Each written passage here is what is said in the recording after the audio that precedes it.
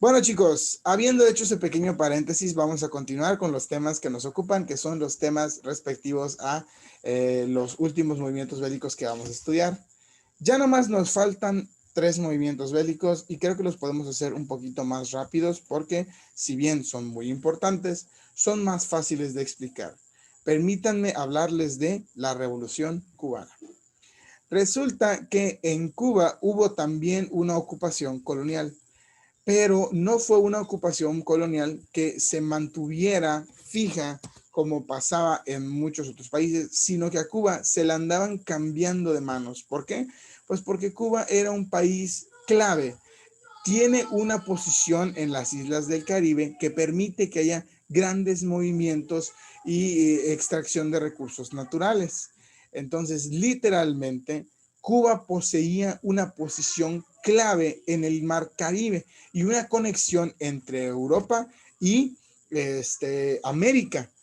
3 potencias estuvieron ahí. Primero España, luego Inglaterra, luego otra vez España en una tercera ocupación en los años 80 y finalmente los Estados Unidos en 1887. Obviamente, todos los recursos naturales que existían, la industria agroazucarera y la cafetera, la tabaquera que existía en Cuba, era explotada por parte de los colonizadores y utilizada como puerto durante mucho tiempo, y todos los recursos naturales que se obtenían en Cuba se los llevaban a otros países y Cuba apenas si se veía beneficiada por lo que sucedía o lo que se le extraía, lo que se le quitaba técnicamente. Entonces, gracias a eso, Cuba se subdesarrolló. La isla funcionó como uno de esos países que se vieron afectados por el colonialismo, pero hasta años tardísimos. Obviamente, chicos, pasó todo lo que pasaba, ¿no? Con las colonias inglesas y españolas. Hubo importación de esclavos negros y esclavitud de la gente latina, feudalismo violento, disminución relativa de la población indígena, una sociedad muy estratificada. En la cúspide, por supuesto, se encontraba la oligarquía fuertísima, un gobierno de pocos. Los que estaban en el gobierno se beneficiaban de los colonizadores se beneficiaban del pueblo y el pueblo estaba bien apaleado. Entre 1902 y 1959, gran parte de la sociedad cubana pasó tiempos dificilísimos por la explotación a la que la sometían, por supuesto. Eso provocó muchas revueltas civiles, muchos cambios, muchos movimientos, pero el acabose fue hasta 1959 por el coronel Fulgencio Batista. Ahora, Fulgencio Batista había sido uno de los militares que reprimía y reprimía y reprimía a los protestantes que trataban de eliminar o abandonar el colonialismo que existía en ese entonces. Pero Fulgencio Batista era bien mañoso. Ese compadre, a pesar de que era cubano, no estaba del lado de Cuba, sino del de los colonizadores. Cuando da el golpe de estado de ese señor, lo hace con la intención de asegurar los intereses coloniales estadounidenses. Es decir, que este compa dice, bueno, ya que estoy por aquí y soy popular en Cuba, me hago del poder y entonces así yo puedo ser el que controla a Cuba, los movimientos cubanos, y le sigo dando el poder a los Estados Unidos, siempre y cuando los Estados Unidos me sigan haciendo a mí rico. Fulgencio Batista da un golpe de Estado en 1952, expulsa a los colonizadores, pero en realidad lo hace con toda la intención de seguir apoyando a los Estados Unidos. Es entonces cuando los militares que se encontraban alrededor de Fulgencio de Batista le dicen, óyeme, ¿qué pasó aquí? Esto está mal. Y crean el movimiento 26 de julio, que diera un golpe de poder en 1953 en el cuartel de Moscada con la intención de destituir y sacar de poder a Fulgencio Batista. ¿Quiénes estaban liderando la revolución cubana? Pues Fidel Castro, el compa de quien tenemos una foto ahí, y el Che Guevara, el que aparece en las camisetas de todos los chairos. Ese es un chiste, chicos, no me vayan a creer. El Che Guevara fue un militar, también un fuerte guerrillero, que tenía una forma de pensar muy chida. Entonces, estos señores, junto con muchos otros personajes relevantes como Camilo Cienfuegos y el hermano Raúl Cienfuegos, permitieron que Fidel Castro estableciera un nuevo estado. Pero, debido a la colonización, debido a la lucha y debido a todo lo que habían pasado, Che Guevara, Fidel Castro y los Cienfuegos fundan el primer estado comunista en América Latina. El primer estado comunista en toda América, señores. Malas noticias para los estadounidenses. No solamente acababan de expulsarlos y sacarlos de un país, de una isla que era clave para sus importaciones y exportaciones, sino además Castro se volvió comunista. Ay, güey, ya se imaginarán, ya estaban preparadísimos los gringos para volver a hacer su intervención en Cuba y finalmente empezar a luchar por América Latina. Pero ¿qué les cuento que sucede? ¿Qué pasa? Que antes de que los Estados Unidos empiecen a hacer sus movimientos narcocapitalistas, no es cierto, sus movimientos capitalistas, el Estado cubano dice, ¿sabes qué? Antes de que me toque, chico, yo me pego a la URSS. Y Cuba se unió técnicamente a la Unión de Repúblicas Soviéticas Socialistas para luchar en contra de la ocupación norteamericana y que así ni se le ocurriera a los gringos llegar a su país. Se dice que Rusia dotó de poder militar a Cuba, le mandaron armas, le mandaron materiales y sucede lo que se conoció como la crisis de los misiles en 1962, donde el conflicto entre los Estados Unidos y Cuba y el favorecimiento de la URSS a Cuba promovió que la nación rusa le diera material y armamento nuclear a Cuba.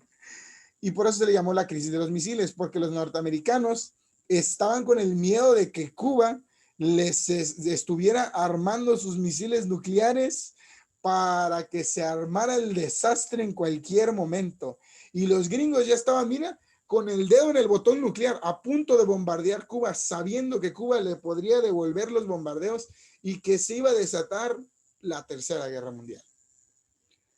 Cuba nos volvió a poner a todos en jaque con su posición clave en el Mar Caribe y con la influencia que tenía en América Latina, porque gracias a Cuba se crearon otras revoluciones influenciadas por sus personajes relevantes y que dieron lugar a la revolución, por ejemplo, sandinista en Nicaragua.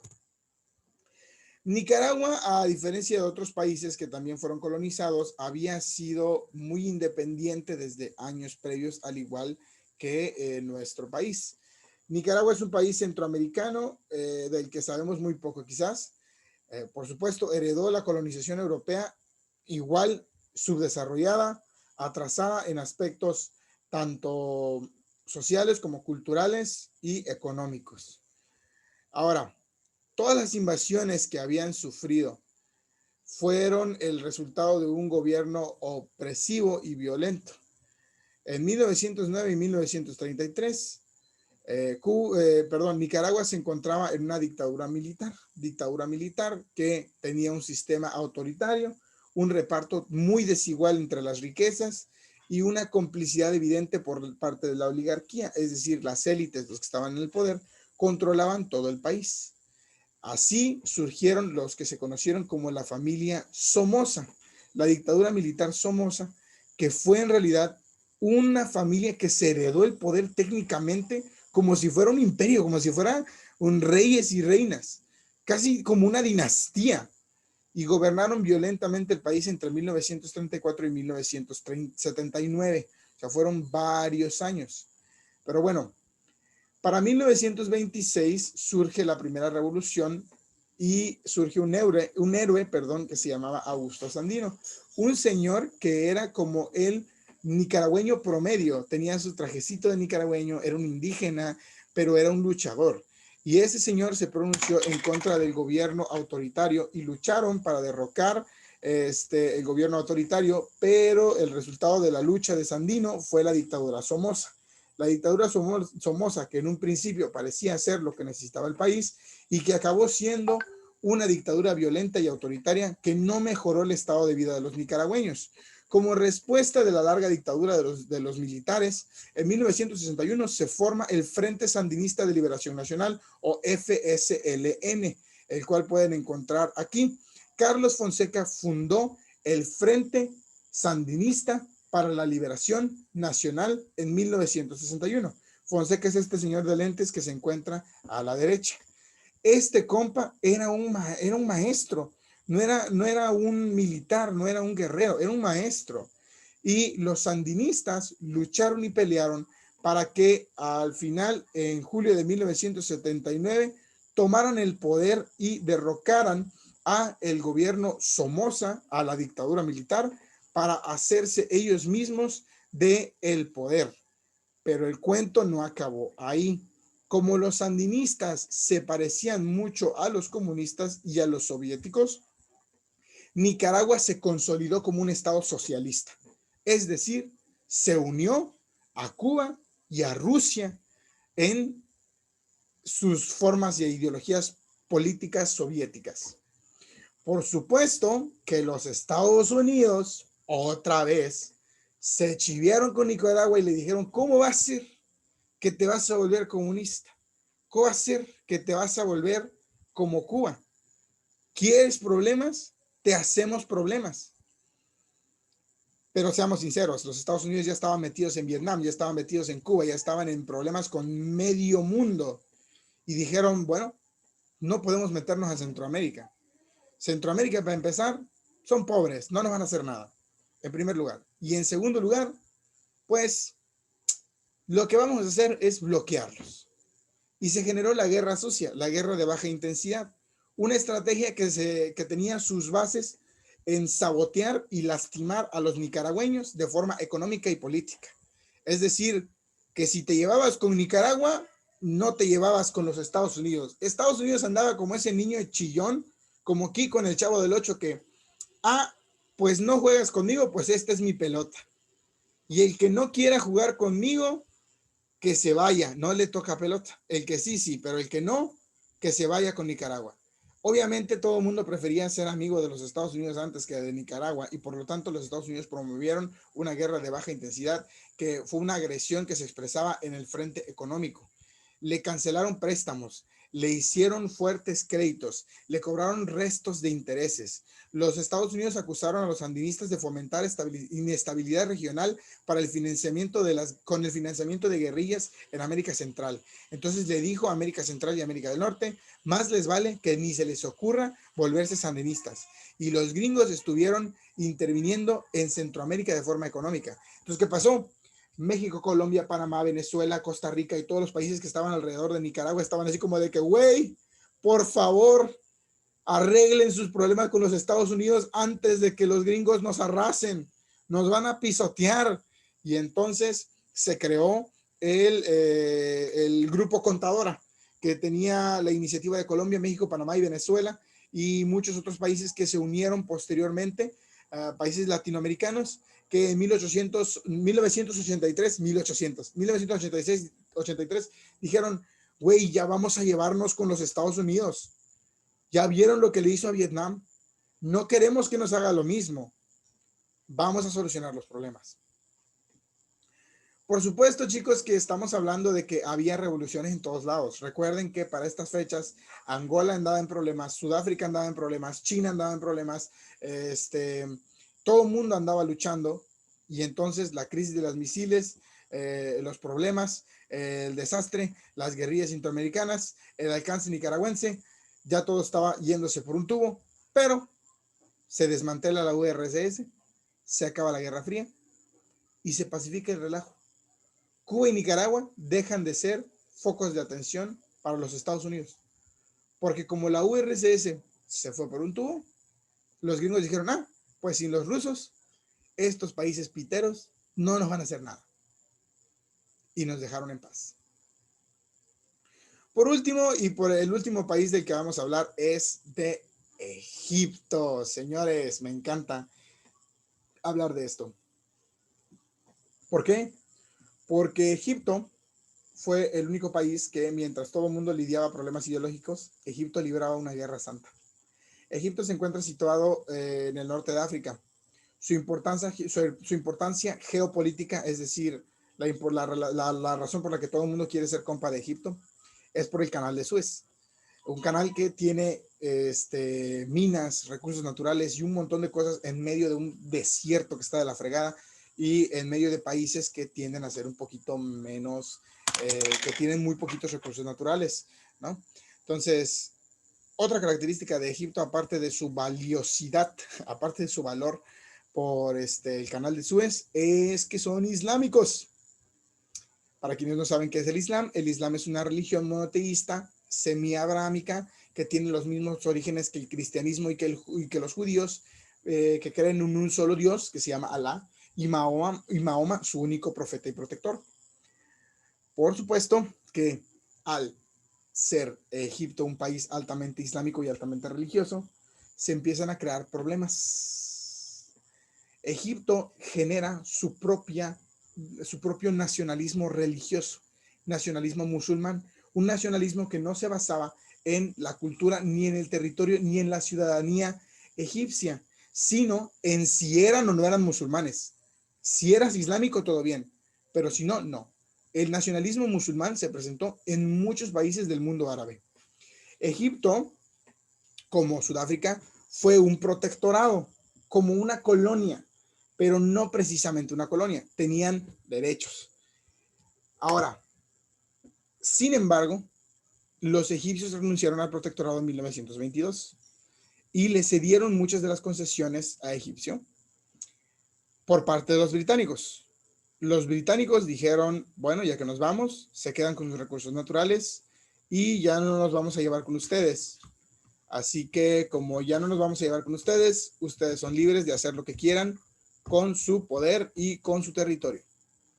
Obviamente estas condiciones y estas circunstancias promovidas por Gran Bretaña provocaron que se generaran muchas rebeliones sociales e intentos de revolución dentro de Egipto mismo. El más importante sería el movimiento de los oficiales libres que al mando de Gamal Nasser, el señor que está ahí, Gamal Nasser, organizaron un golpe de estado y tomaron las riendas del poder en 1952. El movimiento de los oficiales libres permitió que se libraran de un inútil que tenían como presidente, el último presidente de Egipto, que tiene su foto aquí, el que tiene el gorrito, pero no fue el último presidente, el último monarca de Egipto, pero no me acuerdo de su nombre, chicos, perdónenme. Entonces, es que no es importante para la trama. Entonces, mientras que la Guerra Fría estaba en todo el mundo, el Egipto se encontraba en una situación regional muy importante. Las potencias europeas se van y entonces se empiezan a desatar montones de conflictos en la región de Medio Oriente bajo el capitalismo, el comunismo y el nacionalismo. Y por supuesto, los países empiezan a basar en su religión, el Islam y el judaísmo, la principal forma de batalla y de nacionalismo. Obviamente, señores, lo que sucedió fue que se retiraron las colonias europeas y todo el mundo empezaba a ver a qué ideologías se iban a unir, que si a los capitalistas, que si a los comunistas, ¿a cuál? Pero algo muy importante de ellos era que eran musulmanes. Y como eran musulmanes, lucharían en contra de el resto de las religiones, lo que provocó las últimas y más recientes guerras santas que existieron en el mundo arábico, la de la Unión Árabe, fuertemente islámica, contra los israelitas, fuertemente judíos. Esta guerra comenzó en 1959 y luchaban por el territorio. Quieren regresar a Israel y que todo el territorio sea de ellos. Los musulmanes dicen que a ellos les corresponde. Y es que cuando los colonizadores se fueron, se los dejaron a los musulmanes, pero los israelitas saben que les pertenece. Después de la Segunda Guerra Mundial, cuando los judíos empiezan a ser asesinados de forma masiva, los judíos dicen, necesitamos que nos den algo. Estamos muy apaleados. Dennos aunque sea un país. Y les dan Israel. Los judíos se quedan con Israel, pero los árabes y los musulmanes dicen, ¿por qué? Israel era de nosotros. Israel era nuestra tierra. La de nuestro profeta era nuestro. Y empiezan a exigir que se les regrese su territorio. Los israelitas y los musulmanes lucharon por su religión, porque se odiaban por sus corrientes religiosas. Mientras que el mundo entero andaba con sus ideologías políticas, Egipto luchaba con sus ideologías religiosas. Eso es todo lo que vamos a ver el día de hoy. Su tarea es esta, no las dos de arriba, porque esto ya lo hicimos, estas dos no, es esta. Me van a hacer monografías de estos personajes: Mao Zedong, Ho Chi Minh, Nelson Mandela, Fidel Castro y Gamal Abdel Nasser. Van a hacerme monografías de cada uno de ellos, que son biografías pero cortitas, en las cuales me van a explicar qué papel jugaron importante entre estos conflictos y si son o no son, cuáles fueron sus obras, etcétera, etcétera, etcétera. Es de media cuartilla cada una. Traten de incluir una foto, traten de incluir lo más importante de su vida, así como también qué papel jugó en todos los movimientos bélicos que existieron, y distribuyan correctamente su información. Ya terminamos la clase de hoy. ¿Alguna duda, pregunta o comentario, señores? ¿No? Todo bien, todo bien. Todo bien entonces, chicos. Nos despedimos. Nos vemos, señores. Que tengan muy bonito día. Ya terminamos.